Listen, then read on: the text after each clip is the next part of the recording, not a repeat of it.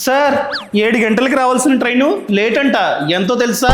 6 గంటలు లేట్ అంట. Train అన్నాగా late అవుతుంది, ఆ మాత్రం దానికి టికెట్ కౌంటర్ దగ్గరికి వచ్చి అడుగుతారా? వస్తదిలే సార్, 6 గంటల తర్వాత సర్దుకుపోండి. సార్ 6 గంటలు లేట్ అయితే నా టికెట్ ని క్యాన్సిల్ చేసి రిఫండ్ ఇచ్చేయండి. పక్కనే బస్ స్టాండ్ ఉంది, బస్కి వెళ్ళిపోతా. రిఫండా? రిఫండ్ ఎందుకు వస్తాయండి? రిజర్వేషన్ టికెట్ కి రిఫండ్ రాదు. సార్ మీకు రూల్స్ తెలియదు అనుకుంటా.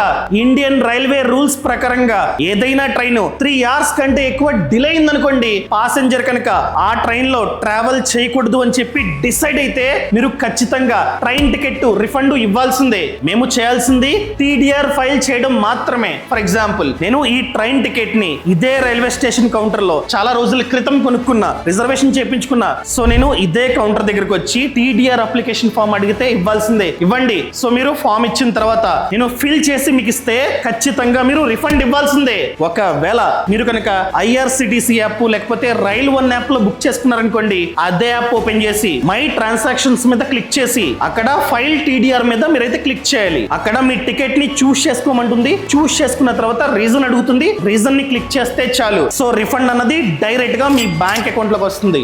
అర్థమైందా సార్? సార్ ఇవన్నీ మీకేనా తెలుసండి? ఈ టీడీఆర్ గురించి చాలా మందికి తెలీదు. ఇంకెలా సార్? కౌశిక్ మరిడి కొత్త యూట్యూబ్ ఛానల్ ని స్టార్ట్ చేశాడు. సబ్స్క్రైబ్ చేసుకుంటే అందరికీ తెలుస్తాయి. సబ్స్క్రైబ్ చేసుకున్నారా?